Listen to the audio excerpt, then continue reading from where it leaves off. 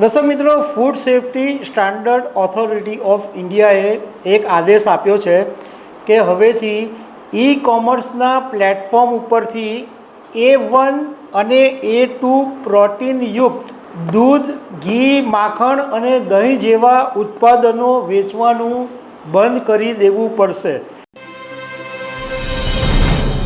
નમસ્કાર દર્શક મિત્રો, આપણો દેશ એકદમ અજીબ છે. ઘણા બધા લોકો ગ્રાહકોને રીતસરના જુદી જુદી રીતે છેતરે છે અને કશું થઈ શકતું નથી. ખોટી જાહેર ખબરોની અંદર દાવાઓ કરવામાં આવે અને એ દાવાઓ પોકળ સાબિત થાય. ઘણી વખત જે પ્રોડક્ટ હોય એની પર જે ઇન્ગ્રીડિયન્ટ લખેલા હોય એ હોય જ નહીં અને એની જગ્યાએ કંઈક બીજું હોય. આવું બધું આપણે ઘણી વખત સાંભળતા આવ્યા છે અને ગ્રાહક બિચારો લૂંટાયા જ કરે છે. હવે food safety standard authority of ઇન્ડિયાએ એક મહત્ત્વનો આદેશ આપ્યો છે. એ સારી વાત છે અને આ ઓથોરિટીએ શું આદેશ આપ્યો છે એના વિશે હું તમારી સાથે વાત કરીશ. મારું નામ રાજેશ શાહ છે અને તમે જોઈ રહ્યા છો ખબરછે.com.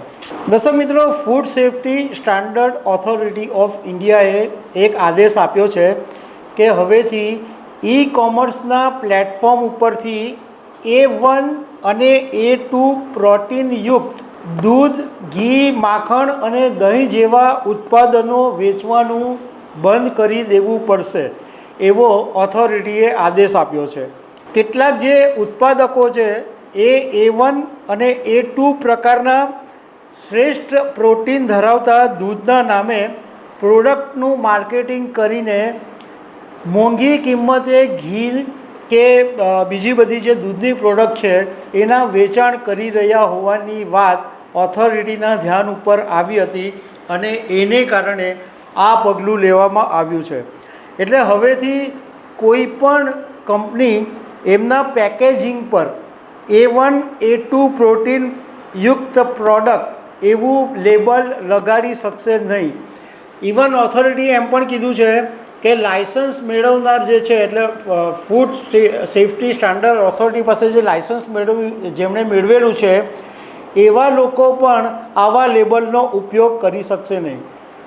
તમને જાણીને નવાઈ લાગશે કે આ જે A1 A2 પ્રોટીનયુક્ત ખાલી એટલું લખીને આ જે ઘી કહેવાય આપણું જે ચોખ્ખું ઘી એ ઈ-કોમર્સ પ્લેટફોર્મ ઉપર 3000થી 5000 રૂપિયે કિલોના ભાવે વેચાય અને આ બેફામ કિંમત વસૂલવામાં આવે. તમે સામાન્ય રીતે જુઓ કે તમે કોઈ દુકાન પર જઈને ખરીદતા હો તો જે ઘી હોય ચોખ્ખું ઘી એ 700 રૂપિયાથી માંડીને 1000 રૂપિયાના ભાવે વેચાય. મતલબમાં આ કંપનીઓ લોકોને રીતસરનો ઉલ્લુ બનાવીને કે ખાલી A1 A2 પ્રોટીનયુક્ત છે એટલું લખીને 4 થી 5 ગણા પૈસા વસૂલે છે. Food safety standard authority of ઇન્ડિયાએ પગલું લીધું એ તો બહુ સારી વાત છે, પરંતુ બહુ મોડું પગલું લીધું એવું લાગે છે. કારણ કે ઘણા બધા લોકો 3000-5000 રૂપિયાના ભાવે ઘી ખાઈ ગયા. હવે એમને આ 4-5 ગણા રૂપિયા ચૂકવી દીધા, એ પાછા કોણ આપશે? હવે ઓથોરિટીએ જે વાત કરી છે એ આદેશ જે આપ્યો એમાં એવું કીધું છે કે A1 અને A2 જે છે એ પ્રોટીનના અલગ અલગ સ્ટ્રક્ચર છે અને તેને બીટા કેસીન તરીકે પણ ઓળખવામાં આવે છે.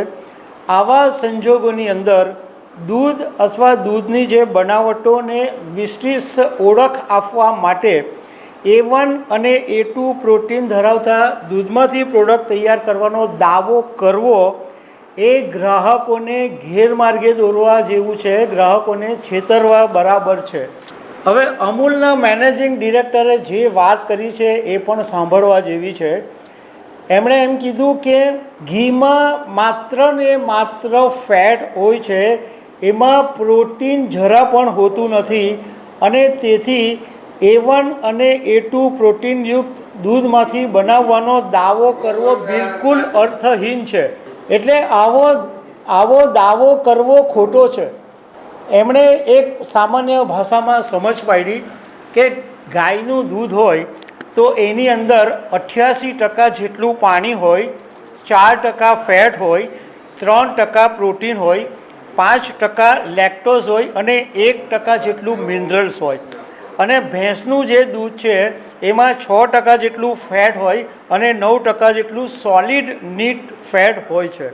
હવે ઓથોરિટીએ આમાં થોડીક છૂટ એવી રીતના આપી છે કે જે કંપનીઓએ પહેલેથી આવી રીતના A1 A2 પ્રોટીનના જે લેબલ છપાવી નાખ્યા હોય એવા લોકોને 6 મહિના સુધી લેબલ વાપરવાની છૂટ આપી છે.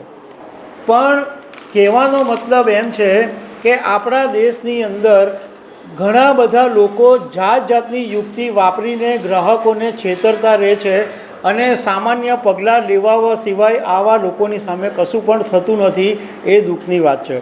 તો દર્શક મિત્રો, આવી અનેક વાતો સાથે અમે તમને મળતા રહીશું. Thank you very much.